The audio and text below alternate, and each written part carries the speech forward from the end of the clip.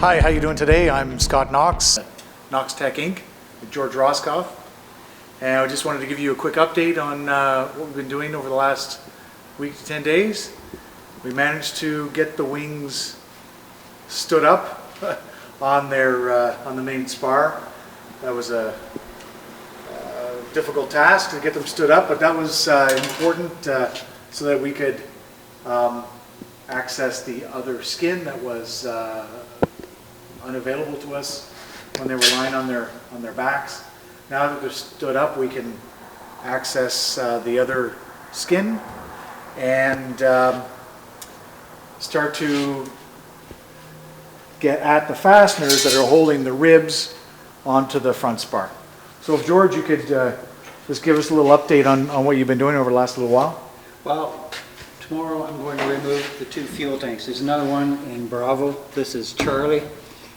And once that is out, we are now totally accessible to all the fasteners that attach the ribs to the front spar.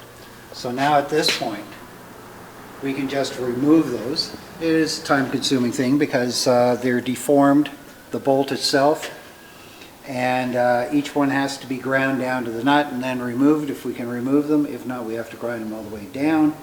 But we're at the point now where it won't be long until the main box section is separated from the front spar. So again, maybe just explain to the folks why we have to get at the spar. Why is it not good enough just to leave it as it is? Well, we have to remove it because we're using a lot of these parts to rebuild. But the main problem is you can't get the spar out unless you remove all these fasteners, like here, all along here on the rib, because we need to get the web out of the spar that's been cut into 3 pieces. So we have to get this cap out of there. It's been cut, and that's the problem. And we have to get these parts, the webbing itself, off the caps so that we can set it up and rejig our new caps, and then rebuild the front spar. So even though there's some corrosion, it's not really about the corrosion. It's about getting those caps off. And we have to get they are the backbone, if you will, of the wing, and we have to take them all apart to get at that backbone. This is the center section of the whole airplane. Everything bolts onto that. Engines, landing gear, all the weight is here. Yeah. So it's very important that we restore it properly, just like with any 337. And that's the way we have to do it. There you go. And that's exactly the way it was done with any 337 down at Trenton. Every last fastener came out once it was apart, whether it was a rivet or a bolt, and all rebuilt. Right. It is impressive when she stands up on her yeah, it's on 8 her feet front tall. like that. And you said how much room did we have when we brought her in? About 3 inches. 3 inches? Now, mind you, the 8 feet is from, oh, sorry, Jim. The 8 feet is from the pickup to the other pickup, well, what's left of it at the top. So we've got 8 feet, and then we've got an additional 4 inches on the bottom because of the 4x4s that are down there. So like we were pushing like 8.5 feet. Why'd you tie back the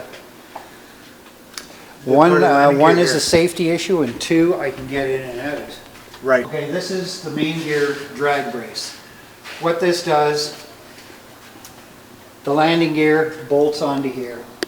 There's another section with the tire, and when the landing gear drops down, this is actually what holds the tire rigid for landings. Stops the gear from folding back. That's correct.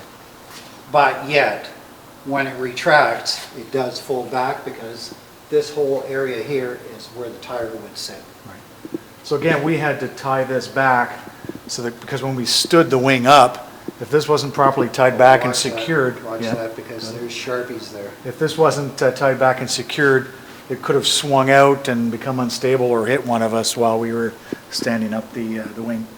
And while you're taking close-ups, you can see that the nuts have been removed off the castings from the drag brace all the way at the top. There are some removed already. So part of the plan is, if it will allow us, we're going to remove the lower castings with this axle and slide it out, and then take the tubes out, and it'll save us a lot of work. So we had the opportunity to do that while it was on its back. So we're like I making- said, now it's just a matter of undoing the fasteners on the ribs, and then we're going to lift the whole section off.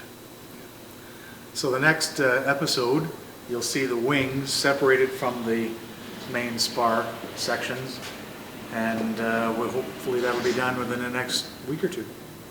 Yep, if not sooner. So that's the end of this episode.